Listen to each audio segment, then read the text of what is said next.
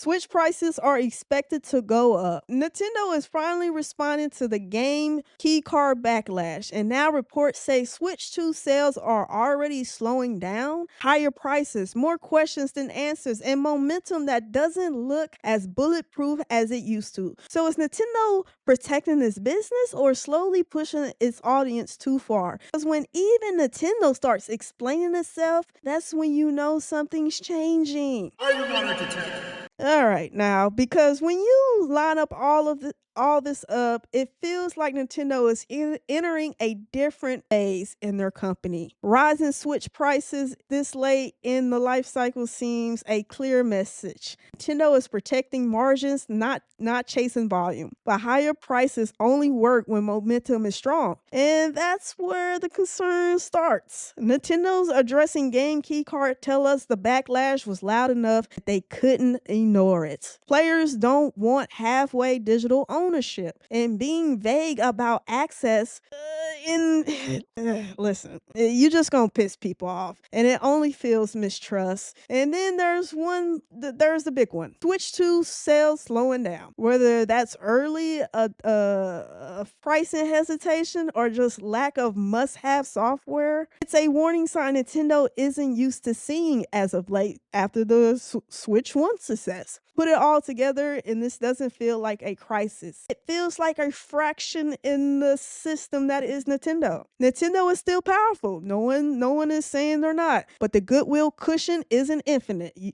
People are starting to get pissed off. And when fans start questioning price, ownership, and value all at once, and you just had all the millions wiped in value overnight in the stock market, that's when the conversation changes. Yeah, so Nintendo drama, it just keeps going on. The Switch 2 price increase, let's be honest, we should have seen this coming. I mean, the writing's on the wall. They increase accessory prices to keep from increasing the price. Because, I mean, the system is already high enough as it is, more than what people expect it to be. Nintendo's facing unavoidable cost pressure due to rising RAM prices. That RAM, it is hitting everybody. Higher accessory price hikes already set precedent. Consensus, a system price increase is inevitable, but not speculative. A company as big as Nintendo, company as big as any of them, they could eat this cost. That's just not how economics work. Record profits, I think Nintendo has more cash on hand than even Sony with their successes. Now, could they rat this through? Of course they can. Will they? Hell no. Why would they? Nintendo fans will foil cover shit if Mario was stamped on it. But this is a precedent. Gaming is really entering into a really different category. It's about to become a true luxury, and it is going to price out many people. The later generations and children. The RAM issue that's going on, they are speculating that this will be happening upwards of next year, going into 2027. Xbox raised prices, PlayStation raised prices. No, Nintendo actually raised prices on the old Switch. They did everything in their power to not raise prices on this one. It's coming, people. The game keycard backlash, Nintendo finally acknowledged consumers' dissatisfaction with game keycards. Issues being third-party sales underperforming, physical buyers reject empty cartridge solutions. Nintendo responds, promise expanded storage options similar to Switch 1. The Switch 1 had 1, 2, 4, 8, 16, 32 gigabyte for their cartridges. 32 being the biggest. Most devs did not use that. I only know of, and I can only remember one, and that was CD Projekt Red for The Witcher. They fitted the game and both expansions all on 32 gigabyte cartridge. The 32 gigabyte cartridge was the most expensive, so most people tried to avoid it. This route, Nintendo just went 64 gigabyte or game key card. I don't know why. As far as I know, the technology is still the same, and it says a money issue. But the delays expected due to chip shortages along with RAM shortages means these expanded storage options will come later rather than sooner. Trust damage remains until execution is seen. You have a lot of people who bought Switch 2s who are truly grabbing Switch 1 versions of games just to have a actual physical cartridge. As far as I know, Nintendo are the only ones that came out and said their first party games will be full on the cartridge. But of course, it's their technology, so why not? But everyone else, even games of indies, I can't remember the name of it. There was a game that was like 2 gigabytes in file size. They went for the game key card because what is the point in putting it on a 64 gigabyte cartridge and eating up nearly 1/3 of the profits to get that card produced, made, and shipped out? And reports, you all can look this up all you want because I know you all feel that me and my cousin are Nintendo haters,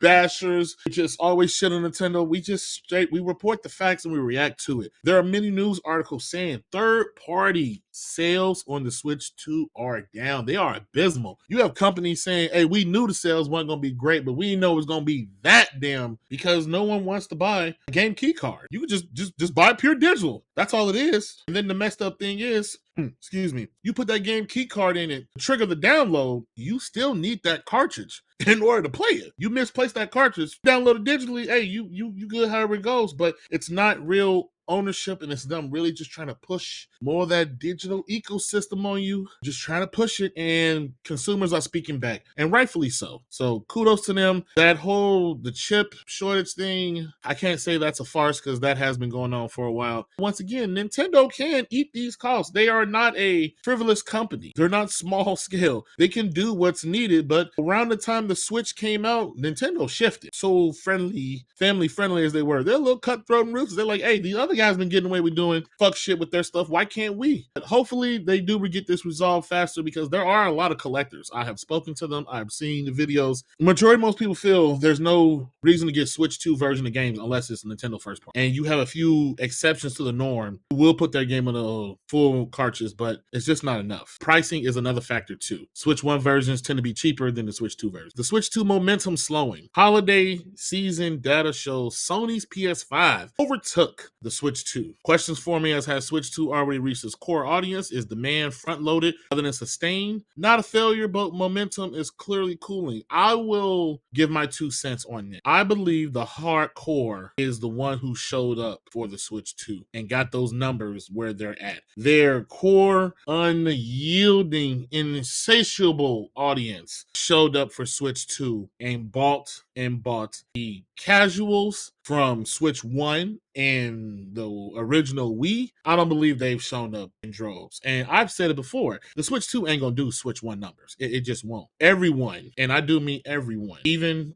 places like IGN, everyone speculated Switch 2 is gonna go from the original 300, it going 450 was them just to say, hey, we're not 500. That's all that was. That's all it was. This generation is a clusterfuck because never before has consoles launched in a 150, 250, 350 X range. It's either a straight 100 or nothing else. There's no halfway point. They're literally overreaching, and they're kind of arrogant. Sony PS3, we're like, oh, you gonna buy it anyways. Well, that's not happening. With all the economic issues that's going on in the world, so many people being laid off, so many people can't find jobs. Times is hard. Everything is going up, and now your entertainment. Hey, when things got to get cut, things will get cut, and entertainment is one of the first ones. So I'm not surprised that the momentum is slowing down. We are not reporting it's a failure. We're not saying that it has collapsed and Sony is pushing them and going to take. We're not saying that. We're saying, hey, the sales are starting to stagnate. They're starting to slow down based on what they were doing since June. It's not shocking. If you look at all the data and everything we've been reporting, it's almost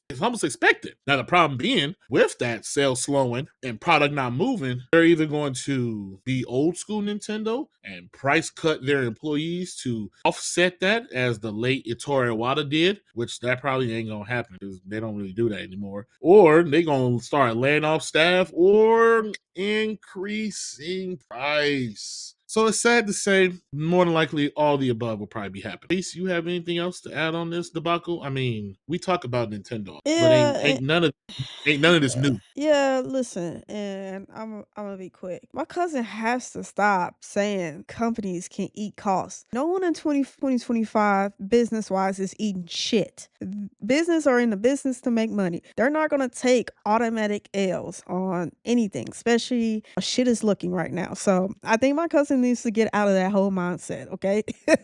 And especially Nintendo is not eating shit, okay? They're not eating no L's. They've been winning, they've been on a high since the unexpected success of Switch 1, and they think it should continue. And I'm sure when they talk to the investors, that's what they told them. Oh, this high, we'll maintain it, we'll keep it going. Yeah, the Switch too. Yeah, they sold them all this bullshit, and the exact opposite is happening. This is just karma finally circling around back to Nintendo asses. They have been getting away with bullshit for years. I've already said Nintendo don't get my money because they on some shady shit. They've been on shady shit. They don't care about customers. They fucking squeeze the life out of they fucking fans, and they fans eat it up normally. They'll take the L's. They don't care because they're Nintendo fans. They're Smash Brothers. They're Zelda lovers. There's Mario. They even added Metroid this year. So Nintendo fans will make anything hot, will make anything sell, normally. But you know what's happening? Financial hardship. You know what's happening now? People are getting a very nickel and diamond what they spend on. They're really watching the pocketbooks, and therefore they're not putting up with Nintendo shit. The Metro Prime 4 had 15 hours of gameplay, and they want to charge $70. Who the fuck do you think you are? You're selling me a fucking cartridge. Who the fuck do you think you are? Who do you think you are? Fans and casual gamers are saying to Nintendo, I don't know who the hell you thought you were. I don't know who you thought you were going to be. But baby, it's not it's not this. No, we're not spending $70 on this Metro Prime 4 for 15 hours of gameplay. 10 years and that's all you gave me? Whatever how long it is. I just think finally people are tired of their shit. Even in some past Nintendo videos, there have been commenters saying, hey, I've been stopped fucking with Nintendo until they change, until they really get humbled again. I've been seeing it more and more. So that's just prevalent to say people are tired. People are not going to continue to get exploited and not get no value. Yeah, I pay you a price, but I expect a certain level of value. And Nintendo is not supplying that value. Therefore, no one is willing to pay these prices. And now they talking about increases. Increases already happened with Xbox and PlayStation. Some speculate there's going to be more. So Nintendo, but their shit was already overvalued. The price Switch 2 is not worth that in my eyes. You can say I'm biased because I'm not a Nintendo fan, and yay, so be it. But the numbers are facts. The numbers are true. People are slowing down, and it's just like I said in previous topics, it's the perfect storm, man. People are in a financial bind, and the first thing to get scrapped is video games and probably just streaming service and everything extra. Okay, so hey, Nintendo, hey, you're gonna have to do a little bit more. Hey, you're gonna have to do something a little bit more strange for a small piece of change, basically. Okay, so you better make some shake, and you better make some shake fast and start righting some of these wrongs. Okay, because people are tired of the bullshit. But hey, that's all I got. Fuck Nintendo, fuck Xbox, fuck all of these motherfuckers. At the end of the day, if you're not gonna earn my money, and I've been saying that, and that's why I don't buy that many games a year. You need to earn my money, and I think the consumer needs to get back to that mind state. Earn the $70. Nintendo game should be $70 in my point. It's a fucking cartridge. Like, and there's nothing on it. Yeah, like Nintendo needs a little reality check, rightfully so. I know we're gonna get comments talking about, oh, you're too hard on them. No, you're not hard enough. You're treating them like a spoiled kid, and they've been running rapid in the playground because you're not